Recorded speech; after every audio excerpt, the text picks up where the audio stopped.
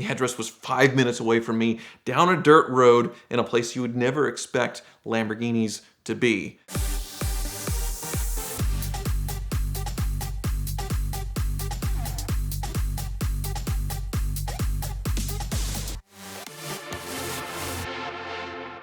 So from the moment I was born, I think, hung on my bedroom wall was a Lamborghini Countach poster, the Alpine poster, body by Lamborghini, high fidelity by Alpine, probably hung over my crib. It was a leftover from my dad's single days bachelorhood apartment, and he put it up in my room. I guess it was a premonition of things to come. Over the years, I've always wanted a Countach, I've always wanted a Diablo, and as the prices have gone up, I decided, well, that's probably not going to happen, because I don't think those cars are really worth owning for what they're worth. There's a lot of other cooler, more modern cars, and a Aventador sells for less than a Countach, offers a great experience. Murcielago, even cheaper for a third of the price, an amazing driving experience there. So as much as I love those cars, I never thought that I would own one. Flash forward to, well, just 6 months ago, I get a phone call from the car wizard, and he says that a customer of his wants to sell both his Lamborghini Diablo VT Roadster that I'd actually seen before because the wizard had worked on it one time. It was about the only Diablo I've ever sat in. Probably the only VT Roadster I'd ever seen in person. Really neat car, gray. No spoiler like the one in the movie Exit Wounds with the DMX, the one he drove off in that really cool scene. But basically the same spec. And a 1989 25th anniversary Countach, which is the Wolf of Wall Street Countach, the most common Countach. They made the most of them. And, well, I thought that was really neat, but there's no way I'm going to be able to afford both of those cars. But, well, I asked Wizard, well, how much? So he reached out, asked for the number, and that number was unfreaking believable.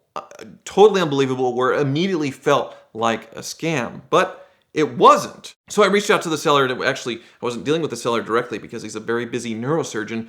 It was a seller's representative, a friend of his, and I asked, what is the soonest I can come see these cars? And it was, well, you can come the following day. And I had no idea what to expect. He gave me an address. The address was 5 minutes away from me, down a dirt road in a place you would never expect Lamborghinis to be. So the next day I got the wizard to come with me because he's a mechanic and he can inspect the cars.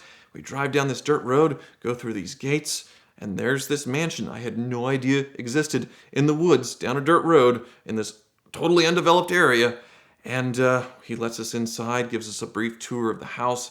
It is very, very well finished, but he is obviously a bachelor because where a bar would be for entertaining, he has terrarium set up with lizards and snakes. And where you would put up your fine china, he had decorated it with Warhammer action figures that he had hand-painted. I guess because he's a neurosurgeon and good with his hands, relaxing painting figurines is something he does as a hobby. So he's a very interesting guy, and he said he would buy exotic cars when he would get depressed. And the first one was the Diablo VT Roadster, and then he bought a red 25th Countach. And then he bought another 25th Countach to keep at his house in Arizona, and then a Testarossa, and several other cars. He would drive them and park them. The Countach, in 7 years, he had driven it 150 miles. The Diablo VT Roadster had about 1,000 miles on it, probably because it was his first exotic, but also because he loaned it out to virtually everybody. There was a time that he got driven to prom by a high schooler, that kind of stuff. So both the cars actually had under 20,000 kilometers, which is 12,000 miles roughly on each, a little bit less on the Countach. I think it's just under 10,000 miles. So really nice cars. The Countach has no paint work on it. We go in these garages. Both of them are amazing, but the Diablo won't start because somebody kicked off the trickle charger and they couldn't jump it off. The battery is actually, you have to take the rear wheel off, take off a wheel well to get to the battery, and, well, it wasn't going to jump anyway because the battery was stone dead. But we inspected the cars. The Countach started right up, sounded glorious, and I knew that I wanted it. I also knew that Ed was chirping in my ear saying, offer less, offer less, offer less. And the price was so absurdly low that I could sell one of these cars and pay for both of them. And that was the plan. That was absolutely the plan. And when I sat down with this neurosurgeon to begin the negotiation, he said, look, you can take it or leave it. This is roughly what I paid for the cars 10 years ago. I just want to get out of it. I want to start buying more tanks. he is opening a tank museum in Kansas. Well, it's actually open now if you want to visit a really cool tank museum in Kansas. That's what he's into now. He's out of these exotic cars, and he is super duper into tanks. And the Wizard was in the Army and actually a tank mechanic, so they really got going, talking for a while. But I needed to hear that Diablo run. He also needed to find the titles, which he said he knew where they were. They were in a box somewhere, but he had just moved. That's what he said, but he actually moved there 2 years ago, and he wasn't sure if he could find the titles. And of course, Ed says, money, title, car, the advice thing. I was following his advice. So I decided to give him time to find those titles. Wizard and I went and got a battery for the Diablo, came back, put it in. It started up, sounded great, and by some miracle, he found the titles, because the house, it's like a 10,000 square foot bachelor pad. He found the titles. Amazing. He even let me write a personal check, which I'm writing this check and going, and I'm going to have to thank my wife for this, because she kind of reins me in financially, makes me take out a bunch of money and then doesn't let me touch it for whatever reason. I'm very frustrated about this. But then when this Lamborghini opportunity popped up, she said, go ahead, use it, go for it, buy it, which was, I did not expect that. So I didn't have to do any financing. I was stroking a check for these cars, which a year ago would have been impossible. 5 years ago would have been completely unthinkable, and I am buying 2 Lamborghinis, 2 of my dream Lamborghinis, on the same day, and I'm driving them down a dirt road to my house and home. I have them. I own them. And now, what the heck am I going to do with them? And now reality set in, and what the heck am I going to do with these cars? I've completely cleaned out my bank accounts to make this purchase. Paying taxes is going to be interesting, and trying to figure all that out. I'd figured I would sell one eventually once I figured out which one I liked better, or which one did better on YouTube, because they're old Lamborghinis. I didn't know if people were going to connect with them the way people say, buying a Gallardo at 25 or an Aventador at 20 was going to connect with a guy approaching middle age buying a Countach. But it actually worked out thanks to a massive snowstorm in Kansas and pulling the Countach out of the garage for some snow donuts.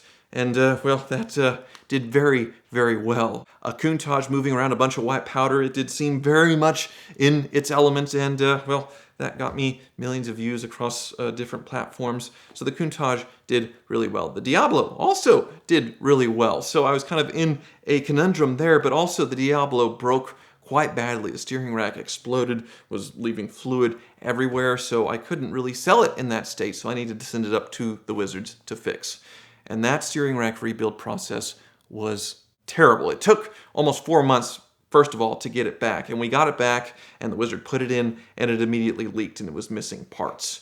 He tried to fix it, he couldn't fix it, and the steering rack people wouldn't refund us until I made a video about it. And, they eventually refunded us with all the bad press. But I had to buy a new steering rack to put in there. It was $1,800, fix a bunch of other things. I think the grand total on that car, because tires I had to get from Italy, the rears you couldn't find. The total on that car, somewhere around $8,000, I want to say. I can't remember offhand.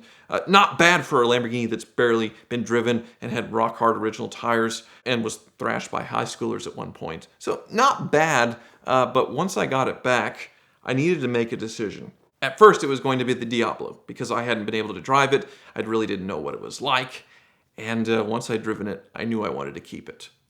So I had made a deal on that car with John Tamarian at Curated. He is the premier seller in the country, the best guy to really sell either a Countach or a Diablo to. We had agreed to a deal, sort of virtually handshaking, and I changed my mind. I switched to the Countach, which I think he was more excited about. He made a great offer on the Countach, and then I drove the Countach around for the weekend and, decided I didn't want to sell that either. And so he was quite mad at me, and we actually interacted for the very first time in person at Amelia Island over the weekend. That got filmed in Car Trek most recently. It was a little awkward and uncomfortable, but I think we worked it out. I'm going to do the Countach rally with him here coming up in Monterey Car Week. But the Countach, which had been flawless for 6 months, I had been driving this car because my mechanic, the car wizard, didn't want both Lamborghinis up there for insurance purposes. The moment the Diablo got back and I was going to make a video on the Countach going up for some work, it starts stalling out, having electrical problems. It's completely lost its mind and now is completely apart at the car wizards. Hopefully, we'll be ready by the time of Monterey Car Week. But I have dug myself a deep hole of Lamborghinis at this point, with the Murcielago, with the Diablo, with the Countach, just at the point where I was starting to get financially comfortable and not living on the ragged edge when it comes to my YouTube content and cars and having a nest egg. I completely blew it up. So I guess I'm just gonna be a hopeless automotive masochist forever. Just the costs are gonna keep going up. Shopping for insurance can be an absolute nightmare, but it doesn't have to be thanks to Policy Genius. They're our sponsor for this month at VINwiki, and you can visit them at the link in the description below. You tell them a little bit about yourself, a little bit about your property, and they find the best deal by shopping amongst all the major carriers at the same time. In fact, you can bundle things like homeowners insurance and auto insurance, and the average user that bundles both of those things saves about $1,100 a year. So be sure to check them out and thank them for their support of VINwiki.